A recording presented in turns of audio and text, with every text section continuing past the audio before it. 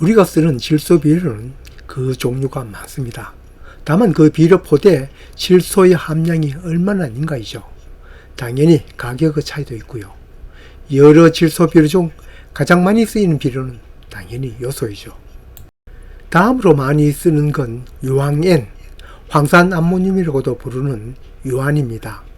두 비료 중 요소는 질소만 들어있는 비료이고 다른 비료는 칼리, 칼슘, 마그네슘, 황과 함께 들어있습니다. 알기 쉽게 비료마다 한 가지 영양소만 들도록 만들면 비료 주기 참 편한데 그게 안 되죠. 원소 중 몇 가지를 제외하고는 홀로 존재할 수 없죠. 또 한 가지는 비료 제법상 다른 원소가 포함되는 경우이죠. 한 가지 성분만 들이는 요소라고 해도 실제 그 포대의 질소 함량은 46%, 반이 안 됩니다. 10알에 질소 20kg을 뿌리려고 한다면 20kg 요소 한 포를 뿌리면 될 것 같으나 아니죠. 요소를 20kg 뿌렸지 질소를 20kg 뿌린 건 아니죠. 생각은 간단한데 이게 헷갈리는 경우가 많습니다. 20kg 요소 한 포에 46%가 질소이니 20 곱하기 0.46 하면 9.2kg이니 두 표를 뿌리고도 조금 더 뿌려야 계산이 맞죠. 연면 시비를 할 때는 계산법이 다르죠. 왜 다른가? 토양에 질소를 뿌릴 때는 질소 성분만 계산을 하지만 연면 시비할 때는 옆에를 생각해서 농도를 정하죠. 20L 말통에 질소 비료를 1% 농도로 연면 시비를 하려면 요소 200g을 섞는데 요소 비료는 질소가 반이 안 되니 400g을 녹이면 질소 성분을 계산하면 맞는데 그 요소 속에는 비록 비료 성분은 아닐지라도 질소의 다른 성분이 44%, 거의 반이나 들어있어 이걸 고려하지 않으면 너무 진하게 타서 옆에 우려가 있죠. 요소 말고 만일 질산칼슘을 연면 시비한다고 하면 그 속에는 질소가 12%, 칼슘 24%, 1% 농도로 친다면 20L에 질산칼슘을 200g 타야지 질소가 12%라고 거기에 맞춰 1.6kg이나 타서 친다면 큰일 나죠. 영상 시작부터 골머리 아프게 계산하는 얘기를 꺼내서 죄송합니다. 주변에 질소 비료를 줄 때 이 점이 헷갈리는 사람이 많아 초장부터 꺼내었습니다. 여기 비료는 질소가 섞여 있으니 질소 비료라고 늘어놓았지 실제 토양에 뿌린 비료는 요소와 유황엔 하는 유안입니다. 이를테면 질산칼슘 같은 것은 칼슘 연면 시비용으로 쓰이는 비료입니다.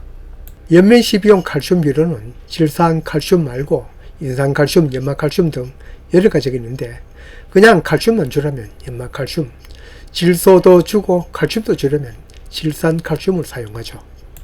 요소나 유안은 다른 질소 함유 비료들보다 질소의 함량도 훨 높을 뿐만 아니라 가격도 가장 싸서 가장 많이 이용되는 비료입니다. 이 중에서 더 흔하게 쓰는 것은 요소라는 건 모두가 다 아는 사실이죠.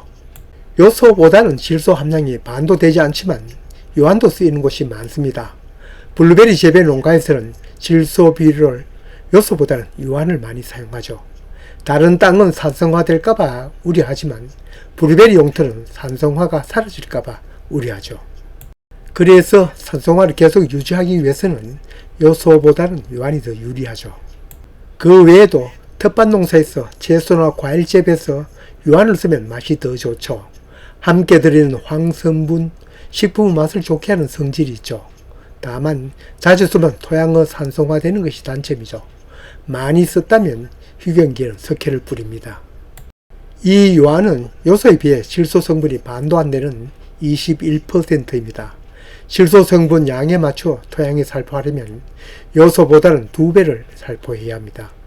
연면 살포를 한다면 앞의 얘기와 같이 질소 황이 함께 들어있으니 농도 계산은 함께 해야 합니다만 황은 잎에서 금방 흡수되지 않아 자칫 옆에를 입을 수 있어 연면 살포는 잘 하지 않습니다. 요소나 유안 외에도 질소가 함유된 비료는 많이 있습니다.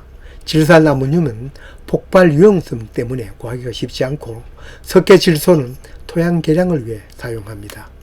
질산칼슘이나 질산마그네슘에도 질소가 함유되어 있는데 이건 주로 토양 살포보다는 연면 시비로 사용됩니다. 질소와 칼슘 공급, 질소와 마그네슘을 함께 공급하는 목적으로 사용됩니다.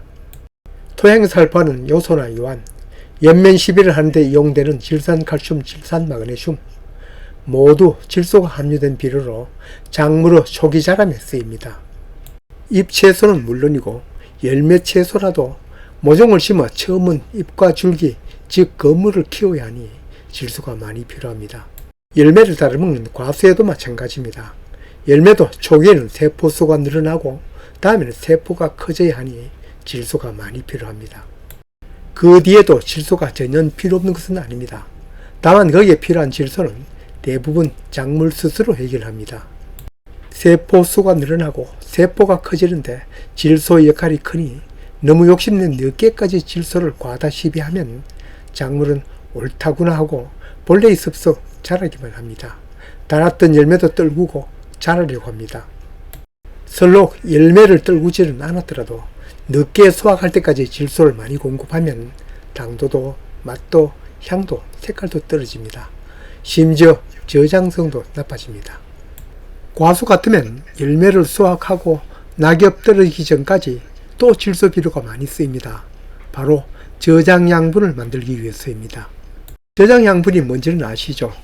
겨울이는 온대지방에 사는 산나물이나 약초, 나무들은 겨울이 닥치기 전, 나뭇잎이 떨어지기 전 올 겨울과 내년을 대비하여 광합성을 하여 뿌리의 양분을 열심히 저장합니다. 농부는 이때 작물이 저장 양분을 충분하게 저장하도록 도와줘야 하는데 다른 비료도 필요하겠지만 요소가 특히 많이 필요합니다. 요소는 광합성을 만드는 핵심적인 요소일 뿐만 아니라 가장 효과가 빠르며 또 이 시기의 토양에는 질소 성분이 부족합니다. 수확기가 가까이 되면 질소 비료를 따로 공급하지 않는다고 앞에서 얘기하였습니다. 그러니 다른 비료보다 질소가 가장 부족하고 또 이때 많이 필요합니다. 수확기가 늦은 감이나 배, 사과 같은 경우에는 과일 수확하고 저장 양분 만들 시간이 짧습니다. 이때는 질소 비료를 연면 시비합니다. 보통은 질소 연면 시비는 500배에서 1000배 농도로 치지만 이제 이 저장 양분 끝나면 잎은 낙엽됩니다. 그러니 이때는 3 내지 5%로 진하게 칩니다. 1%가 100배이니 30배나 20배로 진하게 칩니다. 언제나 상황에 따라 다르니 연면 시비 농도도 옆에 우려하여 금과 옥수처럼 그 비율 따지지 않습니다.